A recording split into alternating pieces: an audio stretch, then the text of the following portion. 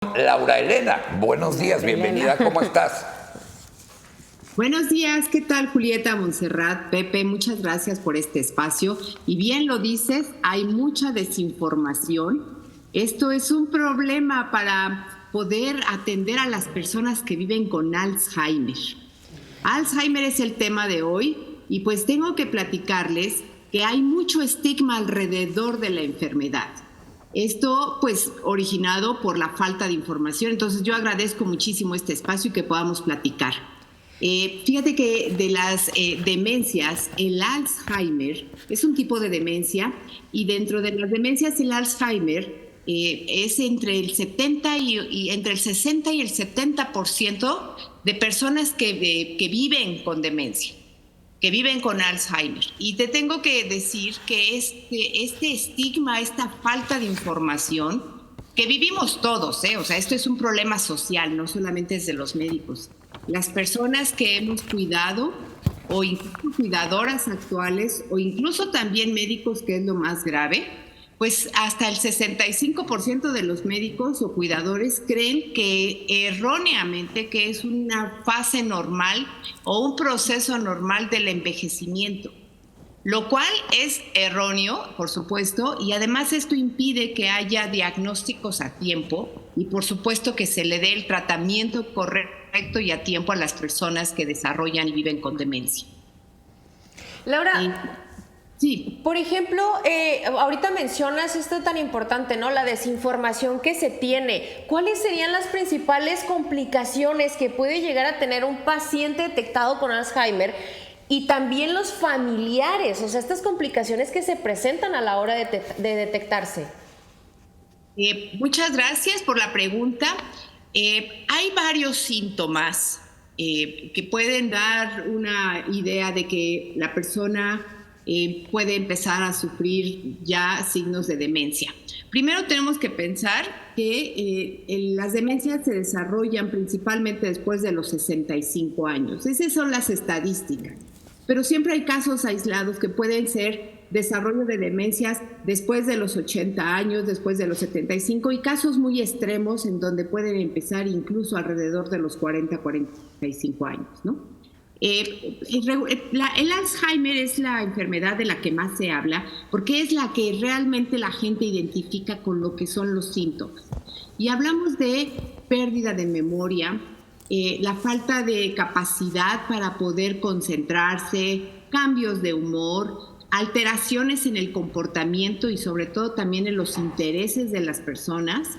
Alguien que a lo mejor era muy activo socialmente, alguien que a lo mejor estaba interesado en aprender, en hacer alguna actividad que era parte de lo que a él o a ella le gustaba, pues de repente empieza a mostrar desinterés, empieza a mostrarse irritado, empieza a mostrarse con falta de ánimo para poder hacer lo que era parte de su vida y lo que le gustaba. Esos cambios son muy importantes que pongamos atención. Y ahí viene parte de la información, porque todavía, repito esto, se piensa que es algo normal. Se dice, no, pues ya está viejito, ya se le olvidan las cosas, es normal. Y no es normal.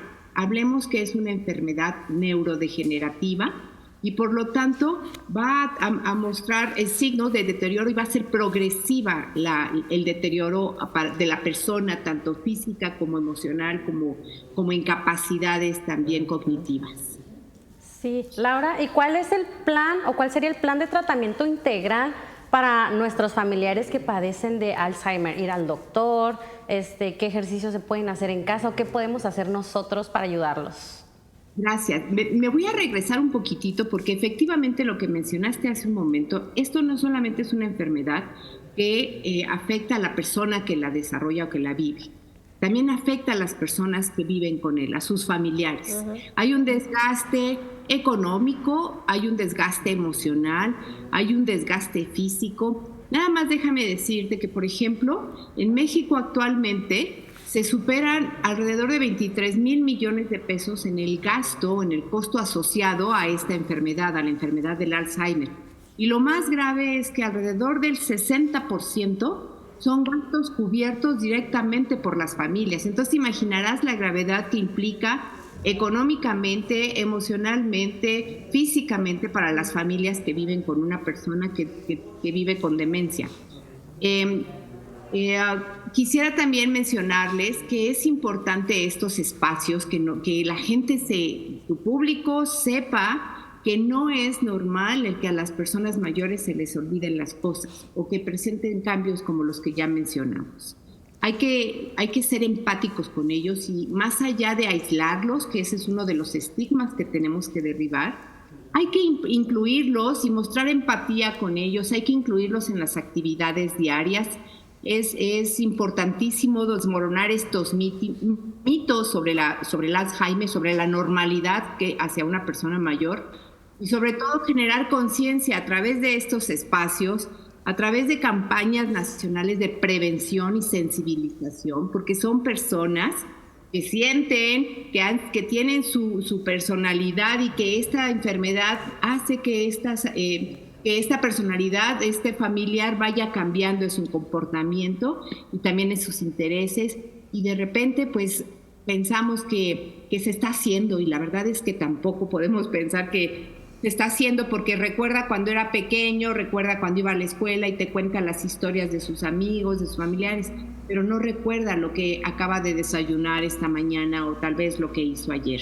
Y es parte de los signos también de la pérdida de memoria o de las demencias como desarrollo de enfermedad.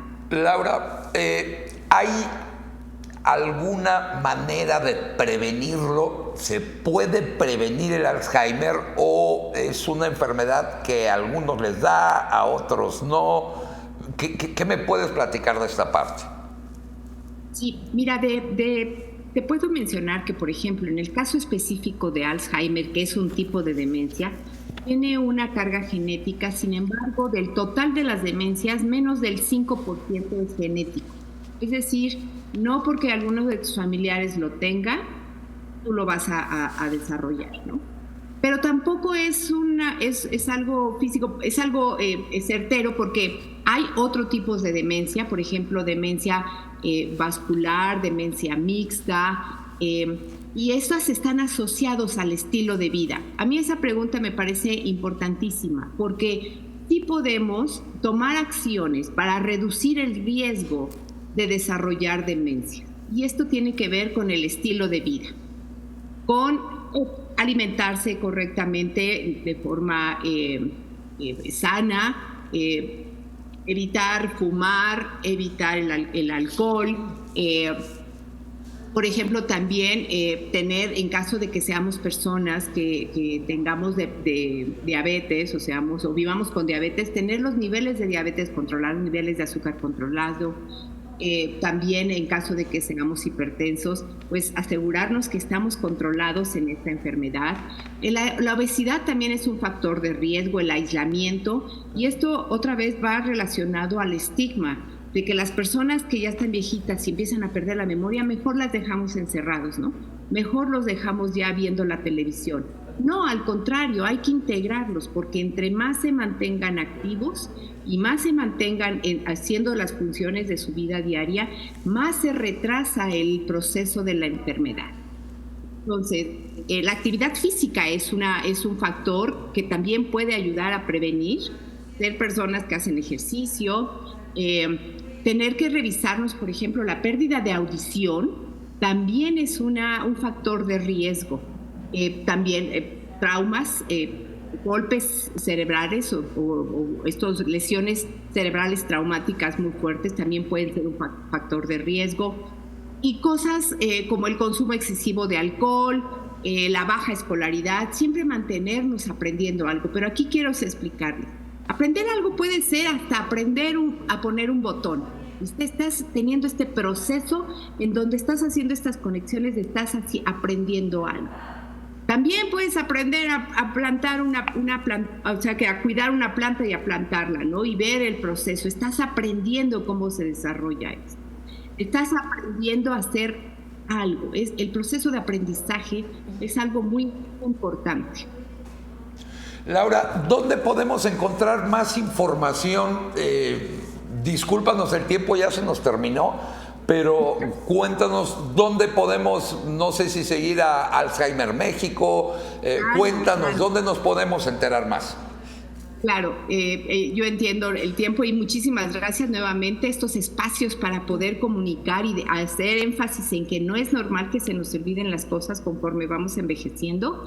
Es muy importante, hay que derribar estos mitos, ¿no? Y además tengo que decirte rápidamente, es que hay modelos de casos de éxito en otros países que podrían ser iniciativas para México y adaptarlas para México para hacer más entendible la enfermedad, para mostrarnos solidarios hacia quienes viven con demencia y sus familiares.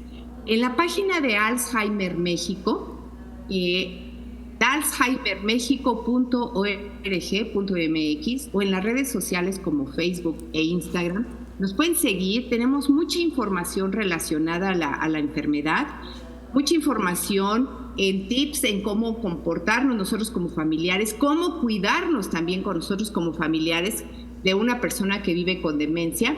Y pues bueno, todo esto porque estamos cumpliendo este año 20 años de estar operando en la Fundación Alzheimer México, y lo que queremos es estar promoviendo, informando a la población, y para eso también estamos elaborando unas mesas de trabajo para poder influir positivamente en políticas públicas y que realmente tengamos información accesible, pero también diagnósticos oportunos, pero también el tratamiento integral, no solamente para la persona que vive con demencia, sino también para los familiares, que también ellos sufren y viven de alguna forma la enfermedad.